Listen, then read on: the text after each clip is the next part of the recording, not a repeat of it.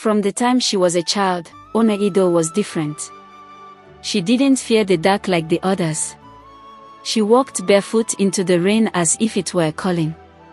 She could feel things, old things, buried deep in the earth, like whispers trapped beneath stones.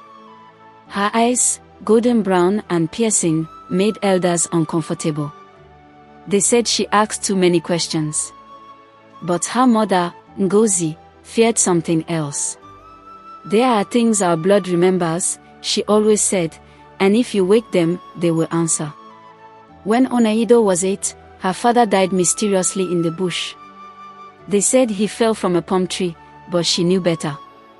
Hours before it happened, he sat quietly at the doorway, staring into the distance, as if something was watching. That day, the sky turned red before the storm, and birds circled without landing. Before he left, he whispered to her, "Never follow the narrow forest path. And never open the door." She never forgot. Years passed. Her questions deepened. Her restlessness grew. The older she became, the stronger the pull, like a silent drumbeat in her chest, calling her somewhere far, yet familiar. One evening, just after the Harmattan winds arrived and the village sat in silence, she followed her instincts. She wandered through the forest, past the old farms, and found the path, thin, overgrown, and almost erased by time. Her breath quickened. Her heart trembled, but her feet moved on their own. At the end of the path, under a tree blackened by lightning, stood a woman draped in indigo robes, her skin like polished stone, her eyes deep, ancient, and unreadable. "You are late," the woman said, as though they had always had an appointment. "Who are you?" Onaedo asked. The woman's voice was soft but carried the weight of centuries. "I am your grandmother, Ijeoma. I did not die. I was taken to keep the gate sealed." Before Onaedo could ask more, the forest shifted.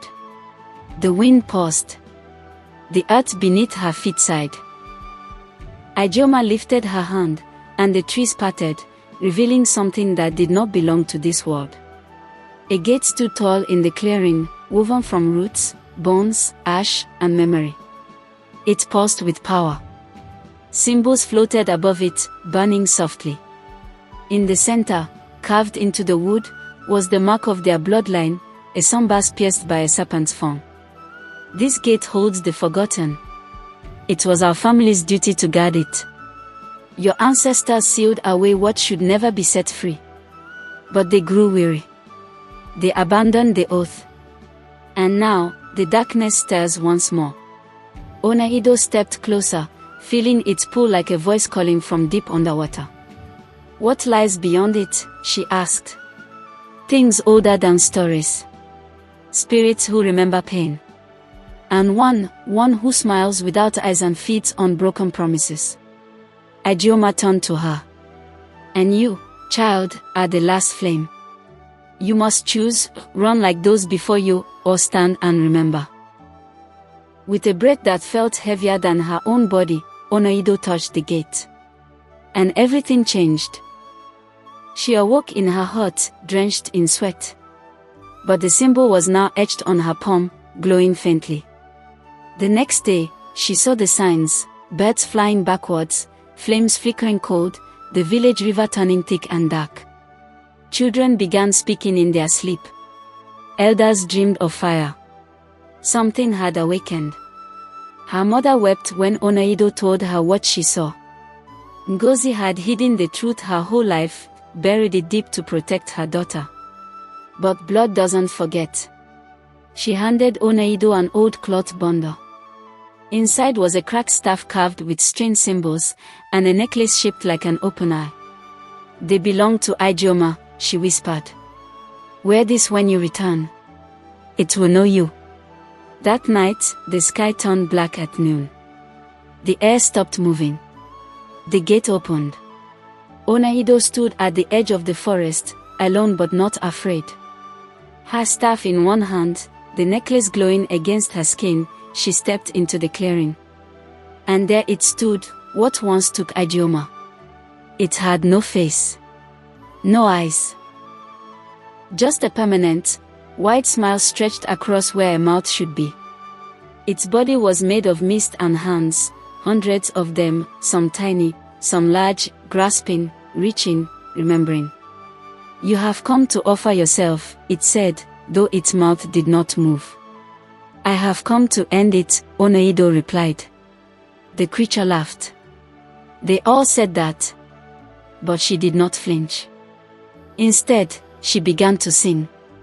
A song she never learned, yet her voice knew. The air around her burned. The spirits in the tree stirred. The forgotten ones, women, warriors, mothers, priestesses, rose behind her. The creature screamed for the first time in centuries. Onaedo's voice became flame. Her body lifted from the ground. And with one final note, the staff cracked, the necklace shattered, and the gate slammed shut, its lock sealed in fire and blood. The ground trembled. Silence fell. She collapsed. And when she awoke, the forest was still. The sun was rising. Birds sang again. And the river flowed clear. She walked back into the village, slow and steady. People stopped and stared. Some dropped to their knees.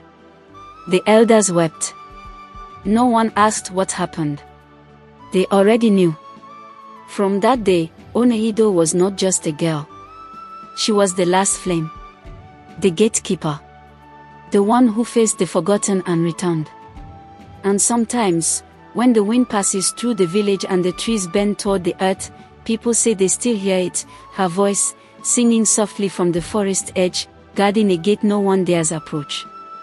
A mysterious encounter that changed everything, and kept the darkness behind the veil.